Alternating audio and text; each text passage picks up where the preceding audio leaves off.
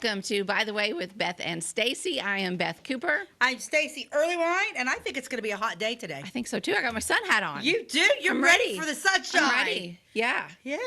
Bring it on. Now, okay, I need some pool time. That's right. I like to wear hats too, but boy, they make me hot. Yeah. This one's not bad. It's straw and it's lightweight.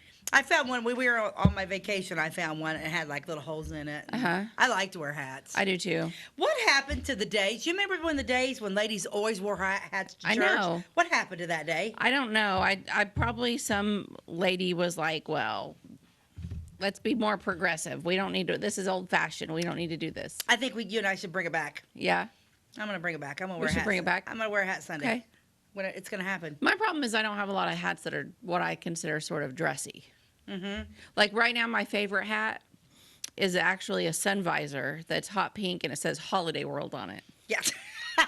Well, I mean, it's not dressy. It's probably not like going to match any of my church clothes, but it's really comfortable. Yeah. And it keeps the sun off of my face in the pool. Mine are pretty vintage. Mine are all vintage. Yeah, you have cute ones. I have a lot of hats. I like hats. I think I look good in hats. You do.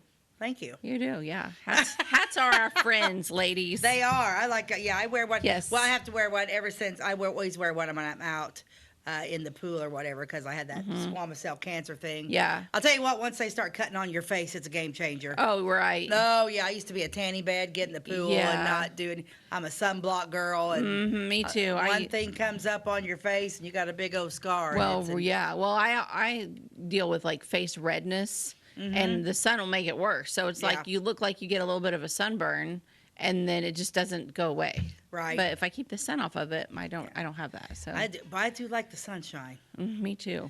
I like it. It's been nice. That's why I wear a hat and I put sunblock on and still enjoy it. Go to town. How's your flowers doing? My flowers are doing great. Mine are too. I had a couple baskets that were looking a little spindly, a little, I don't know, but I aggressively hacked on them and they came out of it. Okay, so you did. You got. I got aggressive this time. So okay. Okay. So I'm afraid if I cut all the dead off, I'd cut the whole thing out. No, especially with my petunias. I consulted a neighbor, and she was like, "You might need to take just a little bit more off than just the dead heads, and take those extra little green pieces off that are done blooming." Really? I was like, okay. So I did that, and it kind of got a little bit better. And then I had another friend come over, and I was looking at it with her, and she's like, no, you need to aggressively get in there and just really, like, take even some of the nice green ones that still have blooms on them, cut those back. Boy, that'd be hard to do, though. It was. I got rid of a lot of blooms, but within 2 days, my petunia was like...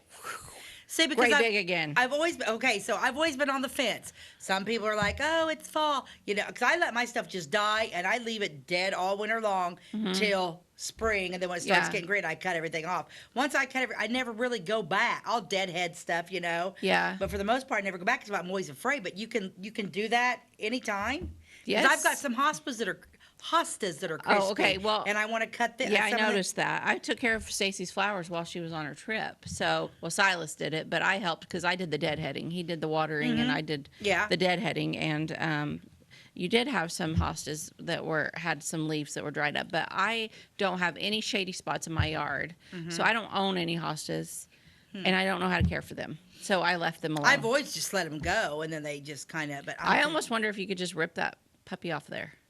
I bet I could. I don't know, if it's dead, what's the purpose? If you got to. I bet there's people watching that know exactly what to do. So you can email us at bytheway@gmail.com and tell us what to do, or reach out to us on Facebook, By the Way with Beth and Stacey. Yeah, because I totally need to know because I have no clue. Yeah. Yeah, I'm not sure either. But everything else looks good. Yes. And, I did a whole red, white, and blue theme at my house this year. Now it's almost the 4th, so it's really looking good. But it just makes me happy. I love those colors. I just like my flowers. I'm a random.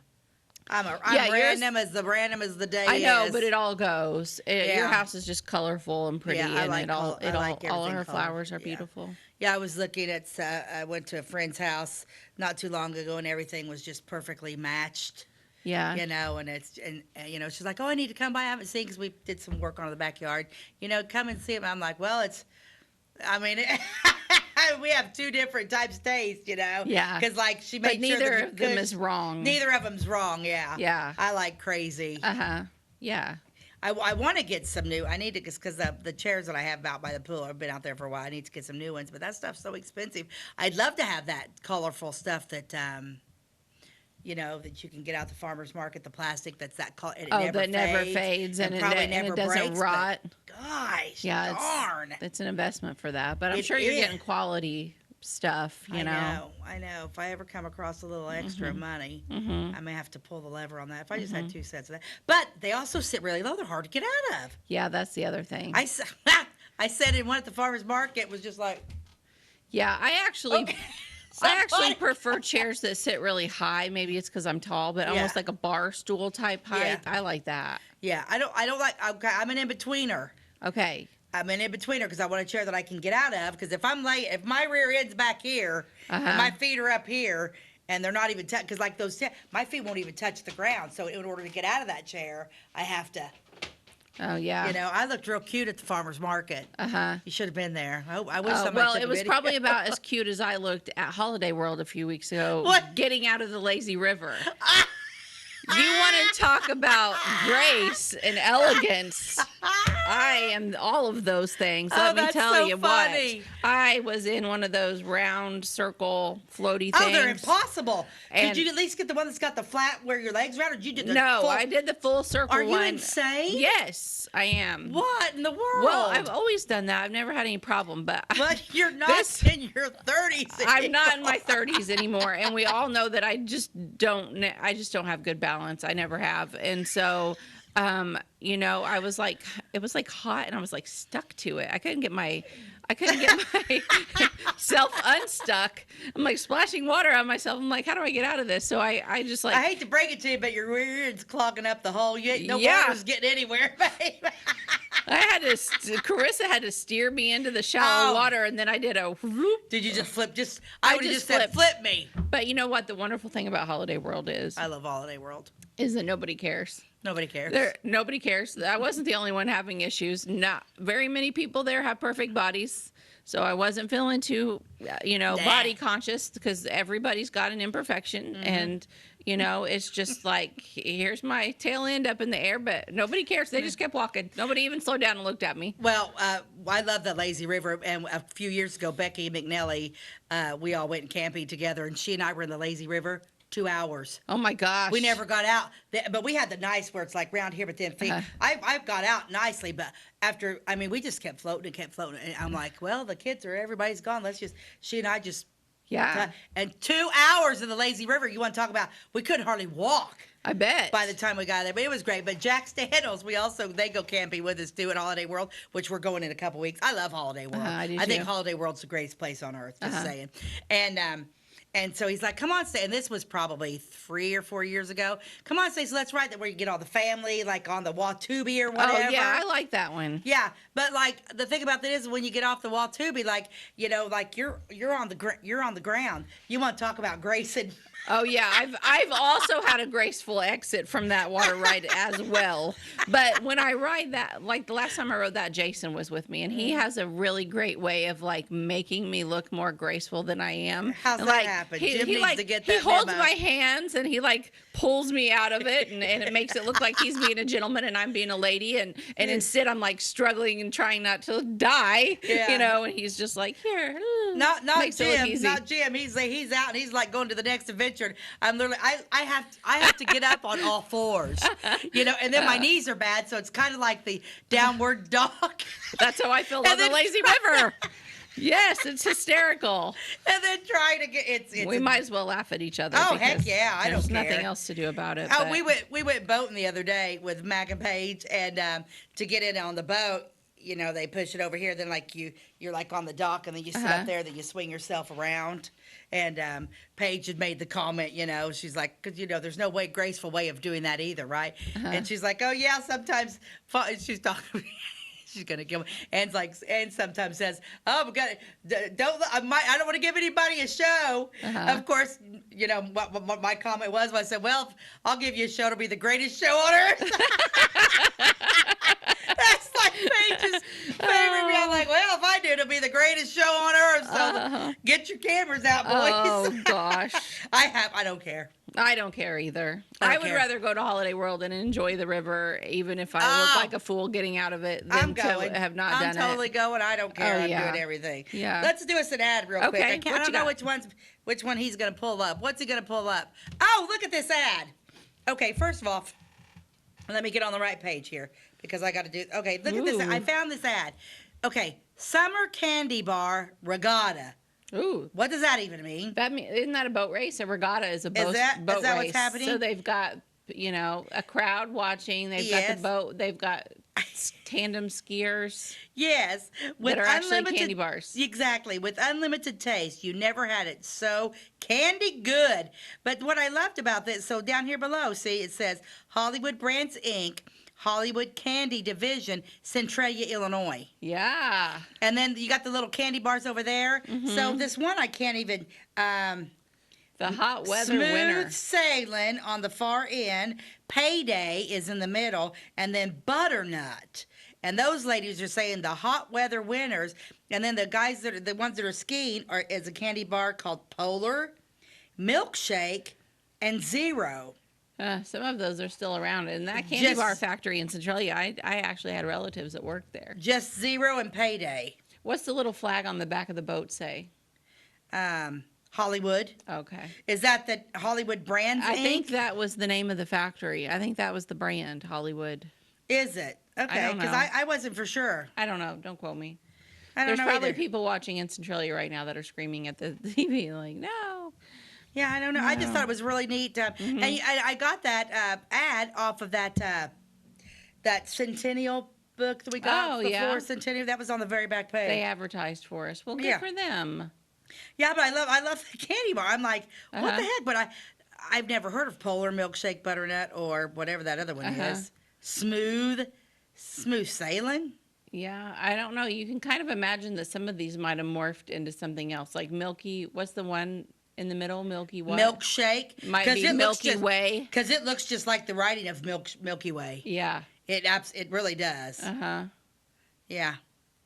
The hot weather winter. I don't know. I just thought it was a cool ad. I never come across an ad like that before. I like it. I thought it was cool. I like local ads. I do too. I'm probably going to start pulling some more of them out. But anyway, we need to take a quick commercial break, and when we come back, I'm sure Beth's going to start us out on an exciting story. Yep. We'll be right back. At your locally owned Napa Auto Parts stores in Flora and Louisville, you can count on experts to have the solutions to keep you running on the road or in the field. More than just your car, the Napa Auto Parts stores in Flora and Louisville carry a large inventory of Napa products for farms, heavy trucks, and just about everything that moves. Experienced associates understand your needs and are ready to help with the perfect part at a great value. That's Napa Know-How at your locally owned Napa Auto Parts stores in Flora and Louisville. Briscoe Surplus Sales on the northeast edge of Flora is your one-stop do-it-all shop. Looking for rugged boots and footwear from great brands like Lacrosse, Rocky, and Carolina? They're there. How about top-notch small engine parts and service? Briscoe Surplus Sales has it. Whether you're wiring your switches or switching your wiring, Briscoe Surplus Sales has the solution and the know-how to help you get the job done right the first time. Briscoe Surplus Sales, your one-stop do-it-all shop. We like technology at Flora Savings Bank. Here's what you can accomplish in our mobile banking app in less than 30 seconds. See account balances in your transactions, set up an account alert, make a transfer between accounts, get an alert text message about your transfer, pay a bill, turn your debit card off and then back on. It all happens in the palm of your hand with our free My Bank To Go app. Search My Bank To Go in the App Store or Google Play and give mobile banking a try. Flora Savings Bank, member FDIC and equal housing lender. Welcome back to By the Way with Beth and Stacey. I have some interesting things to talk about today. What are we going to talk about today? We're going to talk about, well, first I'm going to talk about this guy from Clay County that I discovered in some of my research, and I never had heard of him, and I thought he had kind of a cool story to tell. So his name was Everett Maxwell. Everett Maxwell. And he was a poet. A poet from Clay County? From Clay County. He was a published poet. He was born in 1858, and he lived in the Hoosier Prairie area, northern Clay County, like out by Hoosier Prairie Church. That's where he was from, and everyone called him Clay County's Hoosier poet. The Hoosier poet. I've never heard of him. He had a lot of poems, but I'll start. I'm going to say this one first. Because I just love it. It's so true. It's called "Say It Today." Come not when I am dead and say I loved him. If you love, say it today. Not when I am dead, but while I live. I need the love and sympathy which you give. Well, isn't that beautiful? Just a little short little poem. I love that. But yeah, it is so true. Like, if you love somebody, tell them. Don't wait till they're dead. Don't wait till they're dead. It's too late then. You know, I've had people make that conversation before. It's like, my Uncle Harold was like, well, when I'm dead, don't come see me. If you didn't come see me when I was alive, don't come see me when I'm dead. Yeah. Yeah, I mean, it's kind of like this, you know. Mm-hmm. I think people just get busy, but you can always tell your family how much you love them. Oh, right. So he didn't really become appreciated for his poetry like so many other poets until after he was gone. He died in 1940. So what is it with like artists and poets and stuff, like nobody really appreciates their music or whatever until after they die. And then all of a sudden they're like, wow, he was really good. They were really good. I think this poor guy probably would have liked to known that people liked his works before he died, but whatever. So interesting things about him. He was a bachelor for almost his entire early years, and he taught school and he farmed. And so a lot of his poetry is about farming, and some of his poetry is about school kids. So he kind of took what he knew about and wrote about it, which is what they say to do if you're a writer, write about what you know about. So he got his inspiration by walking the fields and the woodlands at night. He was always searching for that one great poem, like the one that was going to really get him published and out there, and, you know, but he never really found it. It eluded him, but he did publish 2 small books of his poetry, and they are entitled simply, the first one is called 50 Poems, and the second one is called Random Verses. Now, he is a writer, but he didn't come up with very creative titles, which I think he maybe had a mind for poetry, but not a mind for marketing. Right. Because it's got to be catchy. Yeah, you got to have a catchy title. Like 50 poems, really? I mean, he seems like a nice guy, but 50 poems, like, come on, you could have thought of a better title. So it's in a book? It's 2 books, and I would love to know if anybody local has either one of these. Are they in the library at Flora? I did not check the Flora library. 50 poems. And the other one's called Random Verses. Okay. Again, not creative on the titles. Oh, yeah. So it goes on to say that in all probability, he was probably not putting much effort into making money, as it was an attempt to have a portion of his life's work live on beyond him, so that, you know, some part of your work remains after you're gone. And Rena Thomas wrote an article about him where I got some of my information, and I thought she had a really interesting point. And this is in Rena's words, which I think have now take on a different meaning because Rena is also gone. So she says, many of us, though sometimes secretly, have the same desire to have a part of our thoughts and work remain long after we are gone. Rena, your work is living on. It's living on. You know, and I think that would make her happy that all of the research that she did over the years is living on, because we use her a lot stuff. Of research stuff. You know, she's done great local research, so a lot of her stuff comes up in our research, and she did a really good job with it all. So I thought that was interesting, though. I think that is an interesting because she worded it that, you know, the key word here is us. Many of us, herself included, you know, though sometimes secretly, have the same desire. I think that's like historians in general. You know, I mean, we want to keep that going. I want to be remembered forever. Sure. I mean, I do, don't you? I would hope that our research and our history work would live on, and that the next generation could use it to also know about all of the things. Well, yeah. All of the things that we talk about. Like, there's probably going to have to be a statue of us somewhere. Surely there should be probably times in the probably just downtown in the square. That's right. Louisville, by the courthouse. I think so too. At least by the courthouse. Okay, so Everett Maxwell again was his name, and I have Everett a picture of Everett. Maxwell. Let's take a look at Everett here.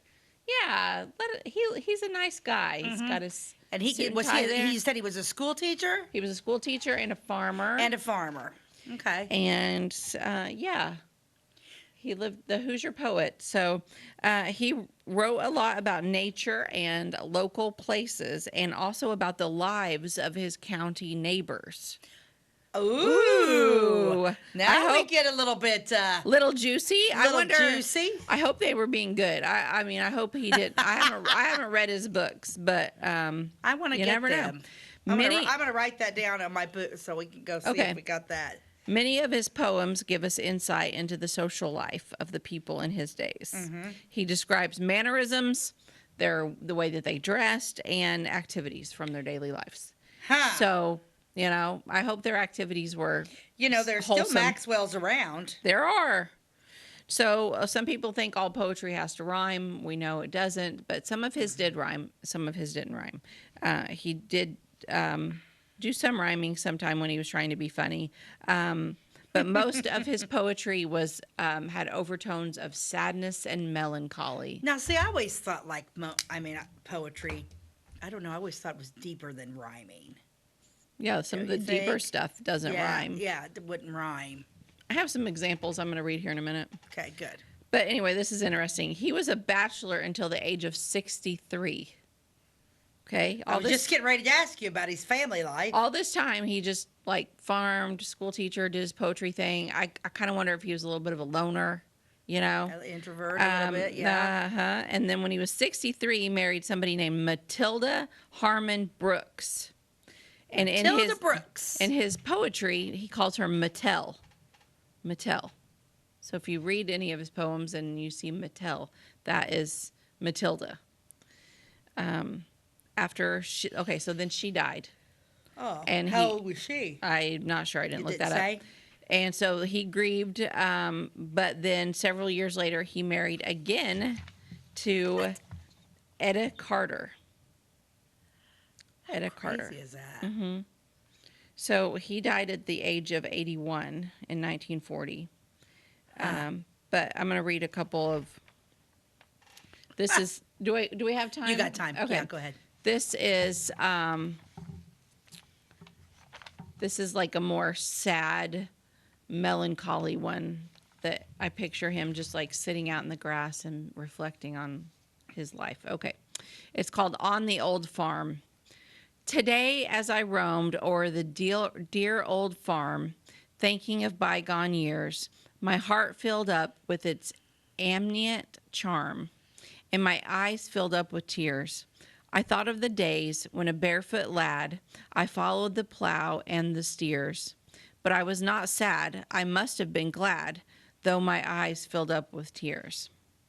I lay on the bank of my darling stream for an hour or more today, and I saw its waves in the sunlight gleam, and its waters passing away.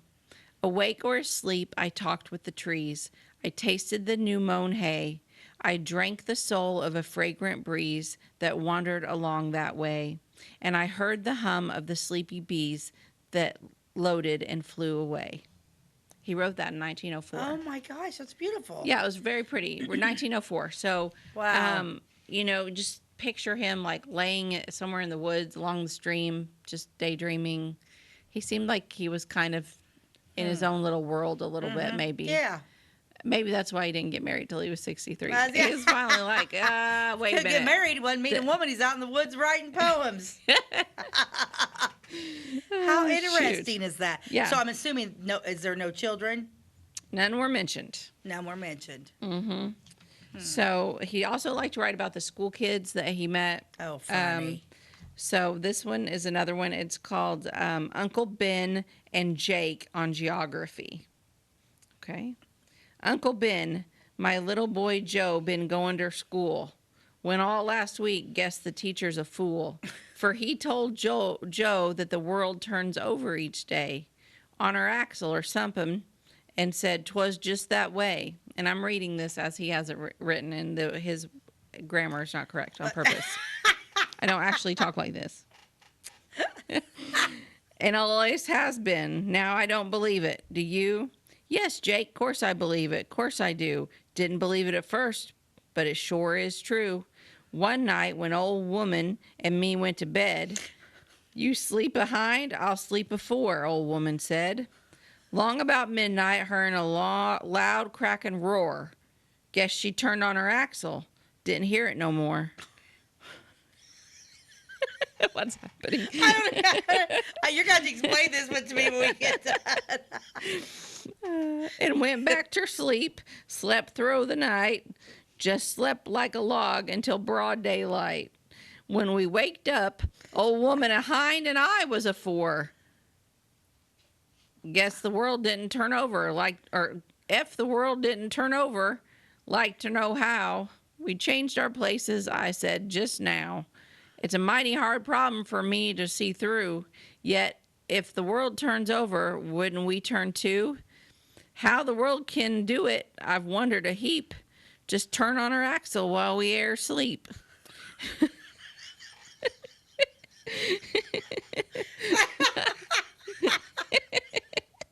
Now you don't believe it, neither does Sam Stover. Why, dang it, Jake Johnson, course she turns over.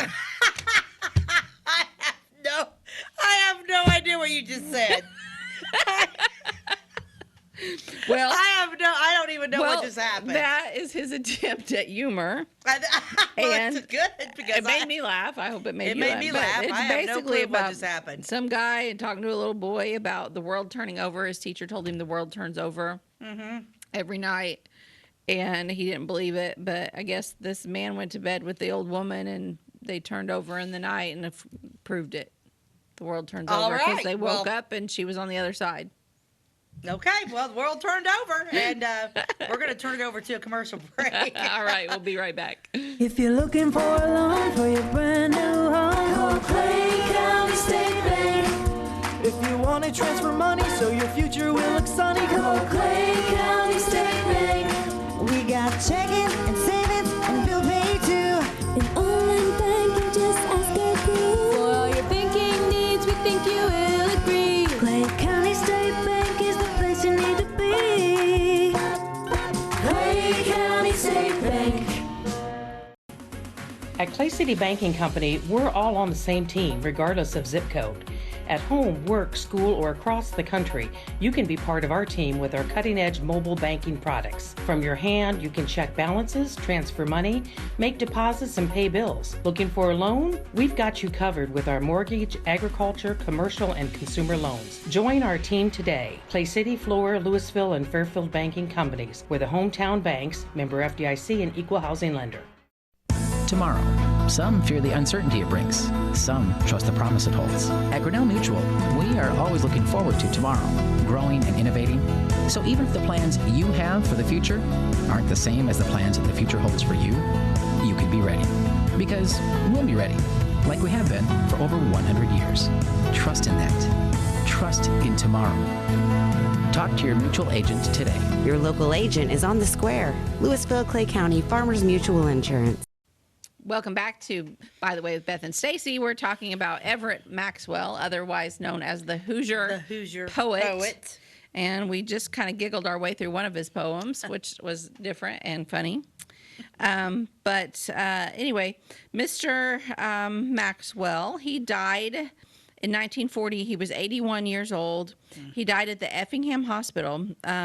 He had been sick for several weeks, and they did an operation, but it was not successful, and he died. Oh.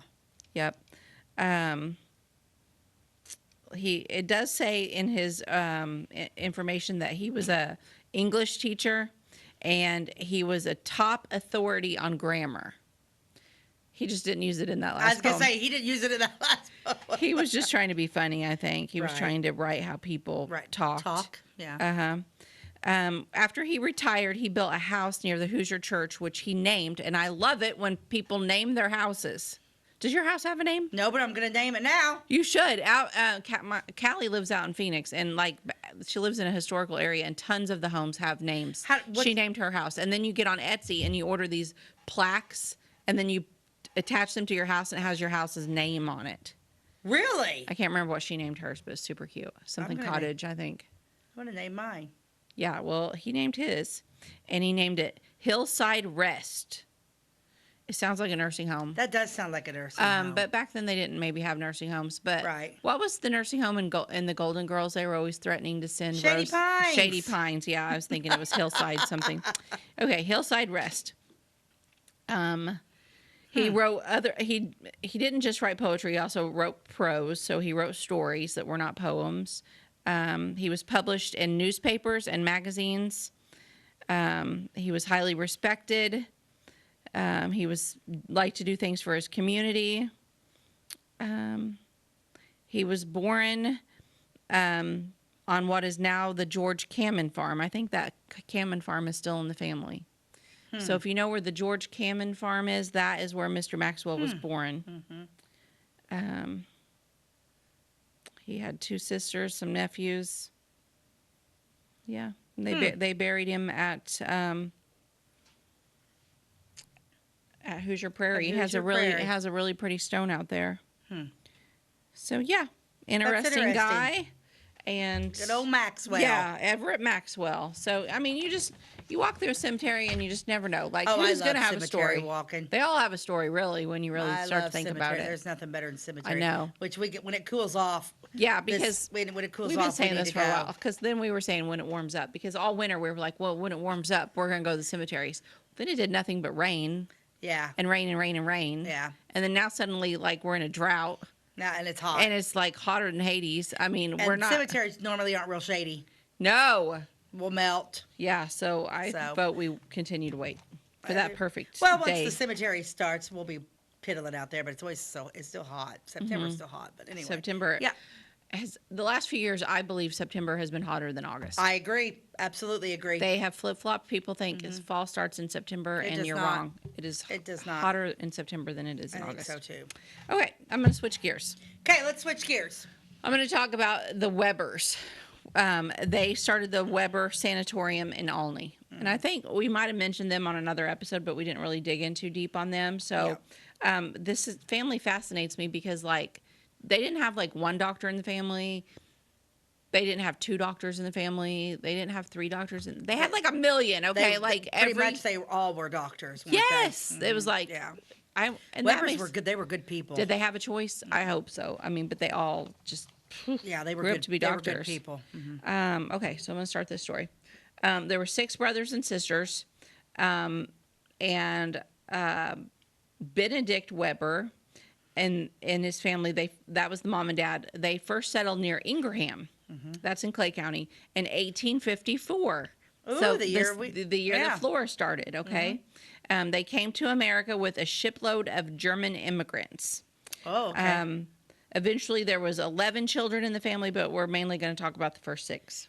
Okay, so they grew. The brothers all grew up as farmers. Back then, you worked from sunup until sundown, and they would cut logs, clear brush, till the soil, all of the farming things. You know, just trying to clear the land because you have to remember in 1854, everything was like prairie grass and like completely grown over. So it wasn't like they just bought a farm and then they had to start plowing it. No, they basically had wild land. Yeah, if they wanted to farm, they had to clear it. And you got to take into consideration they didn't have the machinery we have. They're doing it by probably machete or Yeah. And you know what? Like if you didn't have 11 children or 6 when you moved here, would you have even attempted to buy the property? No. I don't think his mom and dad would have even attempted to do it. But they're like, oh well, we've got 6 kids. They'll do it. 12 kids, right? They'll do it. Yeah, they got them all. Yeah.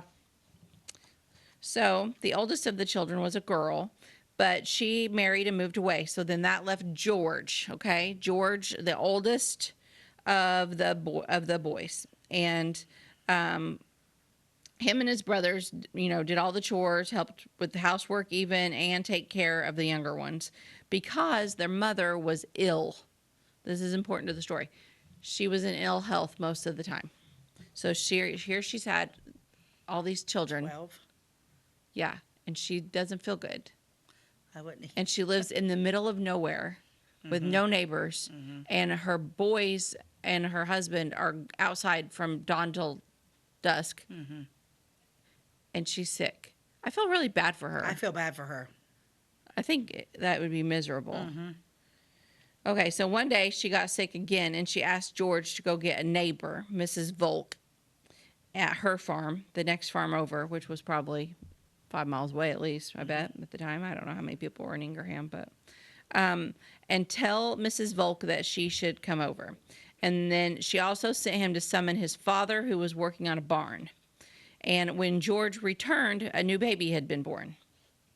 So, it just happened that quick. So here she is with even one more baby, okay? What? And this whole time she's kind of in ill health. But it's at that time in that particular day that George realized that his mother would have died without a doctor. And then his dream began. And that's when it started. Okay, do we have a picture of, yes, let's show that one. This is Dr. George Weber. This is when he was older, but you can imagine him when he was little. He's the eldest son. He's the oldest son. It was 1854, and his mother keeps popping out babies, but the whole time she's doing it, she's not well, and he realizes that the doctor saved her life. And so that set a dream in him to become a doctor. So it did come true. He went to medical school, and he started the Olney Sanitarium, which okay, so a lot of people think like sanitarium means like asylum or crazy. No. It doesn't. It does in some sense, but it's also just an old-fashioned word for hospital. I think so, too. It was just a hospital, okay? Yep. Other things that happened to strengthen his desire to become a doctor were the deaths of 2 of his brothers. I'm not sure how they died, but 2 of the brothers did die, okay? So, again, he's like probably thinking, if I was only a doctor, maybe I could have saved them, Yeah. Oh, okay. I do know how they died. I forgot this part. So one of his brothers died at the age of 14 of meningitis, and another at the age of 7 from complications from measles. Ooh. Both sadness. Oh. So country doctors were available sometimes, but George felt like he could have just done way more if he had advanced medical knowledge and proper medical facilities. That was another thing. It's like, yeah, I could become a doctor and travel around and see patients. Think, Little House on the Prairie. Dr. Baker. I was getting ready to say. Dr. Baker. He could have done it that way. Dr. Baker's getting ready to get mentioned. He could have done it that way, but he was like, it is important to have an actual facility to do this stuff. Okay, so his mother, come to find out, actually had tuberculosis. And back then, nothing could be done about it, and she died in 1898. So she did live longer than, anticipated, but tuberculosis was a terrible disease, and you couldn't really shake it. I mean, coughing. She's in this house with all these children, probably feels awful. My heart goes out to that woman. No air conditioning, no heat. She probably had to, bring the water in every day, cook all of these meals for everybody, 15 working. People every day. Oh my gosh. Meanwhile, the whole time she has TB, and the fact that she had TB and the rest of the family didn't all die from, like, it's contagious. It's kind of right? a God Because they always thing, say, like, when you go somewhere, like, have you been exposed to anybody with TB? Yeah, right. Well, they were all exposed. They were all exposed, but they were meant to be here. I guess so. So the Olney Sanitarium was built around 1899, and it was said to be a big city hospital in a town of only 6,000 people. But they flung open the doors wide, and they said, here we are, and it doesn't matter if you're rich, doesn't matter if you're poor. We will take care of you. And that's a good way to do it, and they were well loved for that because they didn't put any, didn't matter about money. The hospital actually lost money year after year after year because of that, because there were so many people that couldn't pay. I mean, people were dirt poor. Yeah, they were paying with chickens and hogs and eggs and. But even though they were losing money year after year, it was constantly enlarged and improved by the brothers and sisters. So the original 6 brothers and sisters were Doctors George, Neil, Frank, and Jim. Okay, so 4 doctors. And then they had Miss Katharina and Miss Minnie Weber, who were nurses. Those were the 2 of the sisters. Yeah. Yeah. So the girls nurses. also did their part. I have a picture. Let's see. It shows a building in it. Not that one. Maybe the next one. Yeah, it's not the best picture, but let's take a look at that.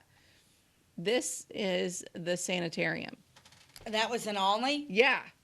Look at that beautiful Really? building. I mean, the trees are kind of hiding it, but that's a big building. That's a beautiful building. I think that's like 3.5 stories tall. Or then it's got those turrets at the top. Like What the heck? Where was that at?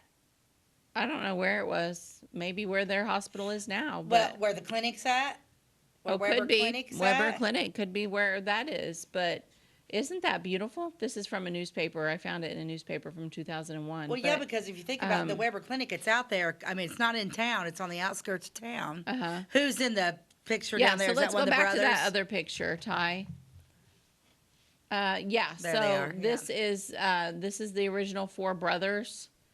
And And one of the sister, I'm sisters, assuming. and then I'm not sure if I have that caption on my phone. Let me. Yeah, because there's 5 men there. Yeah. Leave that picture up for just a little bit. Yeah. But I thought it was interesting that the sanitarium. I mean, I don't know. They're. Oh yeah, here I do have their names. Okay. Okay, We got some names coming. all but one of these are Webers. So 2 generations. Let's see. The members of the staff in the back row, left to right, are Frank J. Weber, M.D., Katharina Weber, R.N., Olivia Weber, R.N. Is this the same picture? It's not the same picture, because Olivia's not in it. But this is what they have with that. I wonder if it was a mistake in the paper. It may have been. Unless there's people back there in the back that are too blurry to see. Maybe. I think that this is the best I could do. Pictures were terrible. Mm-hmm. But yeah, I think in the front there is Minnie Weber and James Weber. Yeah, I don't know. Is George in that picture? I don't think so. So Right, anyway, well, that 'cause was 2 of the boys were gone. just know so, that was a whole bunch of Webers there. I don't know which ones. Webers everywhere. Okay. So Webers everywhere, Webers. Let's see. George was always the leader. He was the oldest of the group of 6, and there were many incidents and episodes where Dr. George proved his ability and dedicated spirit to helping those with physical ailments. He was widely respected. Everybody loved Dr. George, but the whole town came to love the whole entire family. They were all just adored. Dr. George was the first to receive his medical degree, and then he encouraged his brothers to do the same thing. Neil was the first one to follow in his brother's footsteps, and then came Frank, and then came Jim. But immediately after they all became doctors, they didn't all work together. They kind of did their own, they were kind of strung out and did their own thing. Dr. George worked with a Dr. A.L. Ziliak, and Dr. Neil practiced in Clay City at first. And he lived in the house that later became the Hank Tibbs house. Do you know where that one is? Oh, I think I do, yeah. I don't know that house, but he lived there for a while. So, we need to take a quick commercial Okay. break, Beth, and then when we come back, we'll finish the story on the Webers. okay. Do you bowl like this? That's great. Do you bowl like this? That's great too. That's because whether you're a pro or you just want to have a lot of fun, at Peggle's Silver Dollar Lanes, we have a lane for you. We have galaxy bowling, gaming for kids and adults, Joe's Pizza, a full bar, darts, pool, and fresh and clean bowling shoes. Boy, does that smell nice. So come on down to Peggle Silver Dollar Lanes in Effingham, where we have a lane for you. My name is Robin Stanford. I own Stanford Marketing. It's a promotional products business along with an embroidery business. And we do custom hats, t-shirts, anything, you name it, we can make it. People like that we do stuff in-house and we can actually make things here and that we're not contracting to work out to other places. We never say no. We always try to find a way to do it. If anybody can do it, we can do it. We are hardworking women, that is for sure. Come to Stanford Marketing in Flora for all your custom and promotional needs. Give me a lumber. Doors, paint, windows, electrical, plumbing, and much more. Oh yeah, give me all your guns too. John Lucas. What? You better be dreaming about all the stuff we sell here at Zink Building Center. Oh, I would. Zink Building Center in Louisville on Route 45. It's a cool place. Welcome back to By the Way with Beth and Stacey. Today we're talking about the Weber family of doctors, which is the Weber Clinic still in Olney? It is still in Olney. So there's always been the Weber Clinic in Olney as long as I can remember, and apparently it goes way, way back, further than I even knew. Yeah, it goes farther back than what I thought too. So these doctors started it, and their legacy is still there. Yeah. Good. Really good family, helps many people. And I can't imagine anybody in our area that does not have a relationship with the Weber Clinic. I know, yeah. Well, eventually all these brothers that were kind of working in different areas decided to work together. And then they inspired their two sisters, Katharina and Minnie, to also become nurses and work with them. And then that's, I think, when they all were in Olney, in Olney and started the clinic. Katharina was instrumental in developing a nurses training school, and she supervised over 40 nurses, both graduates and students. So I didn't know, was there a nursing school in Olney at one time? There still is. Well, at OCC. At OCC, yeah. But she probably maybe that's what ventured out with that. Maybe. So in time, all 6 of them worked together for one dream, and that was to offer the best medical services to all. And I really think that they did do that. I mean, for the time period, they went above and beyond, and they were, even though they were losing money at times, they still continued to do advanced technology and different things that they could add in. Well, and you take into consideration, I mean, grandchildren, great-grandchildren are still Weber's. Oh, yeah, because that's what I was getting ready to. Yeah, another generation came along. Came in, and the doctors that they had over there, I mean, like you got your Dr. Edwards, Dr. Hatton, the Benson brothers, that were from, the Benson brothers were from Flora, which would make a good story to do the brother Bensons. They went to school with my dad, and Dr. Tom Benson was they were both pediatrics. And actually, Dr. Tom Benson actually started specializing in asthma after my sister Linda was born with asthma. Oh, really? Yeah, so that's interesting. It's a fascinating place because, like, the turnover rate at Weber Clinic, there wasn't. I mean, people came and said, my uncle Floyd. It was the place to go. Floyd Franklin, my mom's younger brother, Floyd worked at the clinic for years until he passed. What did he do? He was in administration. Oh, okay. So Dr. George's son, Bernard, was the first one of the younger men to get a degree and join the staff. And then came along Dr. Paul, and then young Dr. Paul Frank. Weber, yeah. Those Paul and Frank were sons of Dr. Neil Weber. And then there was a nephew, Dr. Lawrence Weber, that also joined. So it just kept going, like... Yeah. So originally there was the 4 brothers that were doctors, and then they all had kids, and their kids became doctors. There was even more Webers. I don't have all of their names, but Pete Weber, I think, is the one that was the most recent, and I don't know. He's surely retired now, but I don't know. Assume, yeah. I remember my Uncle Floyd talking about Pete Weber. And he was known as the Bone Doctor. Bone Doctor. Yeah. Because I guess if you broke something, that was the place. He was the one to go. The sanitarium is long gone, but everybody remembers the Webers. So, anyway, Weber Clinic, compassion. I mean, I think that I don't know. It seems like we can talk about hospitals, and I mean the compassion back in the day is just gone. Compassion of the hospital is gone. I think the medical field. is not what it used. Nothing. Just like everything else, it's all. Well, first of all, the government got involved. Yeah. Which they should have stayed out of everything. Mm-hmm. They got involved and ruined everything, and now right, it's all, because everything's just political. It's all about insurance, what the insurance will pay for and what it won't. Money. And yeah, it comes down to money, and it's so sad because there's people out there suffering, and they can't get the care they need because of an insurance decision. Yeah, which is so weird. And I just don't understand that. And I hate that for people. I do too. Makes me sad. Makes me sad. Not to mention outrageously expensive and fraudulent. Right. It's all. I mean, it's.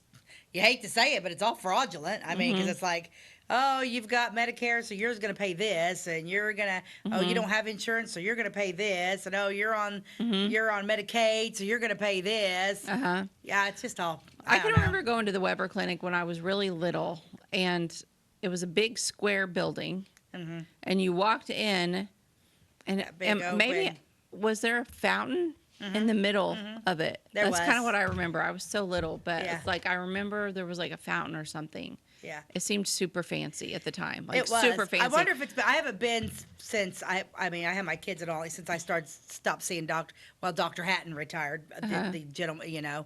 And I remember, that's where we always went. I spent a lot of time at the clinic. Of course, my Uncle Floyd worked there. And I remember going in, and it was like that big open square in the middle, you know, where the fountain was there. And then like, you know, like it was almost like there was pillars, like remember the hallways that had like the pillars right here? Then you go into a door and then hallways. Yeah, it seemed really fancy, but now like in hindsight, like looking back at it, that particular building was probably built in like the 50s or 60s. It had to have been. It was very mid-century modern, and it would probably not seem impressive at all today. Yeah, I don't know if it's ever been.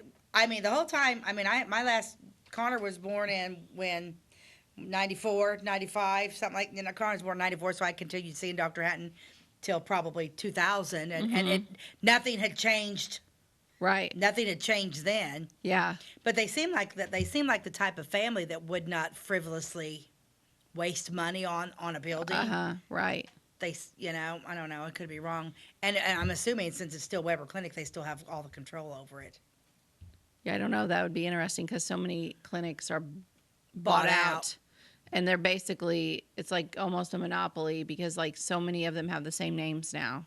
There's basically like 3 or 4 big medical groups. Crossroads? Is it like Crossroads and SBJ? What are they? There's, the Sarah Bush Lincoln. Sarah Bush Lincoln. That's Mattoon. They own a bunch, but like the SSM. SSM, they own a bunch. And I don't know. It just makes you wonder what's happening. Things that make you go, Yeah. So a lot of things make me go, me too. Yeah, they were really good people. Like I said, just go over there, and I don't know. It was just a good place to go, and it was always so peaceful and quiet. And I don't know. Yeah.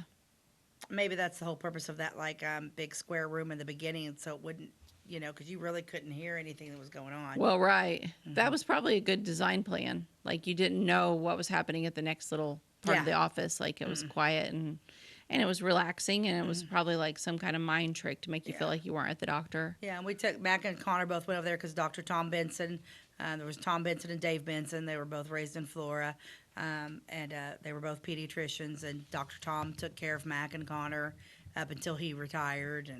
And yeah, just good people. Just a good facility. Yeah. Yeah, that was fun. It would be interesting to know research. if it's still Weber. I bet it's still. I don't know. I don't know. There's probably someone in Olney watching that knows the name of it. They probably, they would know if it was still Weber Clinic. Be interesting to find out. Yeah. So, anyway, that's the story on the Webers and good people and the Hoosier poet. And the Hoosier poet. Doctors and poets. Doctors and poets. I don't know. It was a little random today, but I like random. That's what I had in my pile of things to talk about. So neither one of them were long enough to actually do a whole episode on. So I thought, well. Some of my favorite episodes are when they're just random. I know. I kind of like that too. I like it when they're random. Like just pull out little tidbits. Just pull out tidbits. Sometimes with history, you just get a tidbit. That's really all that is left for you to find out, but it kind of leaves your mind open to like, what's the rest of the story? And the famous words of Paul Harvey. Yeah. The rest of the story. The rest of the story. I always liked Paul Harvey. Me too. I miss him. Yeah. And you know who else I miss is Casey Kasem. I loved Casey Kasem. So if you watch, not watch, but if you listen to the 70s on 7 on XM Radio. He's still there. He's still there. They play his shows on the weekends.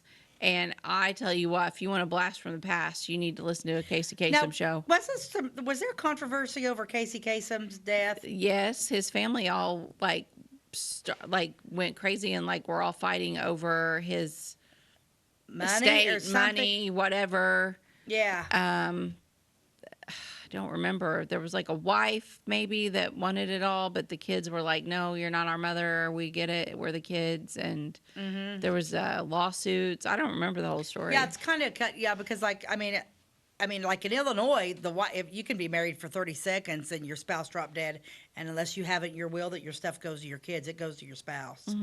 That's just how Illinois. It's a common law state. So I do remember. But was there controversy over his actual death? Oh, murder? Yeah.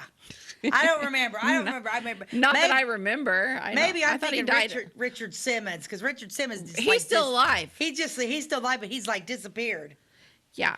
I love Richard Simmons. He has went into hiding, Richard Simmons.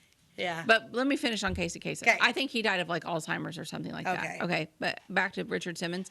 He went into hiding. Nobody has hardly seen him for years and years. He made a real quick appearance about 6 months ago because there was a Pauly Shore. You remember Pauly Shore from the 90s? Okay. How do you not?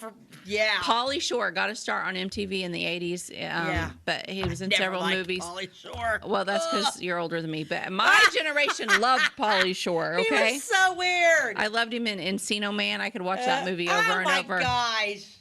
Okay. Oh no. Pauly Shore though has also aged, and now he looks exactly like Richard Simmons.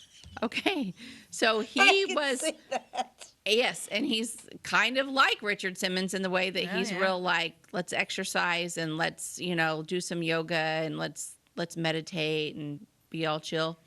Okay, so Pauly Shore was going to do a biography movie on Richard Simmons, and he was going to star in the lead and play Richard Simmons in a made-for-TV movie, or maybe it was a real go-to-the-show kind of movie. I don't know. I don't think it ever happened because I think Richard Simmons interjected and came out of nowhere, hadn't been seen in years and years, and was like, absolutely not. Nobody's making a movie about me. Really? He wouldn't even let it happen? Well, I don't know that he had the authority to stop it. But I think he had enough pull to slow it down, so I don't think it's been done. I would love to see it. I would love. If you're interested in that, Google it. Because honestly, I think a Richard Simmons movie would be great. Oh, I do too. Richard Simmons was a character. He was a character. I liked Richard Simmons. Me too. Yeah. I used to do Sweating with the Oldies. Oh, yeah. Yeah. Sweating to the 80s. Did he do the 80s? He might have done, but I always did Sweating to the Oldies. I bet it was just the oldies. I loved Richard Simmons. I he loved did it when all he the came. movies from the 60s. Yeah, it was awesome. Yeah, it was good. I liked Richard Simmons. I would like to see a movie about Richard Simmons. Me too. But it was weird how he just fell off the face of the earth. Yep. Where did he go? Okay, so we're getting ready to wrap up. So we used to do inspirational quotes, but then we kind of got tired of the inspirational quotes, so we started to do something. It's Deep Thoughts by Jack Handy. They're stupid, basically. Stupid thoughts. They're just from Saturday Night Live episodes. Yeah, Jack Handy was a writer, so I got on Amazon and bought the Deep Thoughts by Jack Handy. So here's what we're going to end with today. Children need encouragement. So if a kid gets an answer right, tell him it was a lucky guess. That way, he develops a good, lucky feeling. Some of them you have to. Just silliness. The mind of Jack Handy. But we might as well, end the show with a laugh. That's what I say. Funny. Let's laugh. They're funny, and that's all we've got today. But anyway, it was a good show. Thank you for joining us. You can always find us on YouTube, by the way, with Beth and Stacey, and we will catch you next time. God bless you, and have a great day.